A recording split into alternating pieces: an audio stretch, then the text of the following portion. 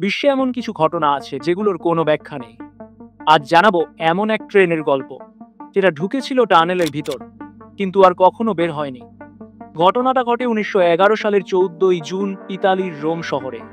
একটি কোম্পানি জানেত্তি তাদের নতুন মডেলের বিলাসবহুল ট্রেনের ট্রায়াল রান দেয়। ট্রেনটিতে ছিল মাত্র 3 জন চালক ও 100 জন যাত্রী। সেই ট্রেন ঢুকেছিল লোমবার্ডি পাহাড়ের নিচ দিয়ে বানানো এক টানেলে। টানেলটা ছিল নতুন তৈরি, প্রায় 1 মাইল লম্বা। সবার সামনে অনেক গার্ড আর লোকের চোখের সামনে ট্রেনটা ধীরে ধীরে টানেলের ভিতরে ঢুকে যায়। কিন্তু টানেলের অপর প্রান্তে ট্রেনটা আর কখনো বেরিয়ে হয়নি।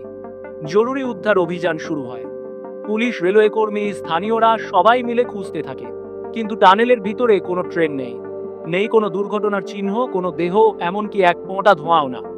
টানেল যেন গিলে ফেলেছে পুরো ট্রেনটা। কোম্পানি জোর করে তদন্ত বন্ধ করে দেয়। প্রেসে বলা হয় অপরিকল্পিত সমস্যা, তদন্ত চলছে। কিন্তু প্রশ্ন রয়ে যায়, একটা আস্ত ট্রেন 100 যাত্রী সহ কিভাবে টানেলের মধ্যে ঢুকে অদৃশ্য হয়ে যায়? এখন আসল টুইস্টটা হচ্ছে যে, শোনো তাহলে। সময় তা তখন 1955 সাল।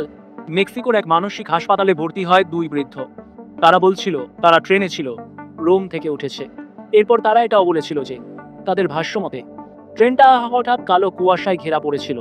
তারপর তারা অজ্ঞান হয়ে যায়, এবং তারপর তারা 2 ব্যক্তি চোখ খুলে দেখে একটা অচেনা জায়গায়। তারা কোনোভাবেই বুঝতে পারেন যে কিভাবে তারা 44 বছর পর মেক্সিকোতে এসে পড়ল। এই ঘটনার কোনো বৈজ্ঞানিক ব্যাখ্যা নেই।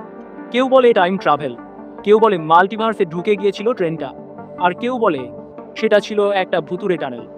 কিন্তু সত্যিটা আজও কেউ জানে না।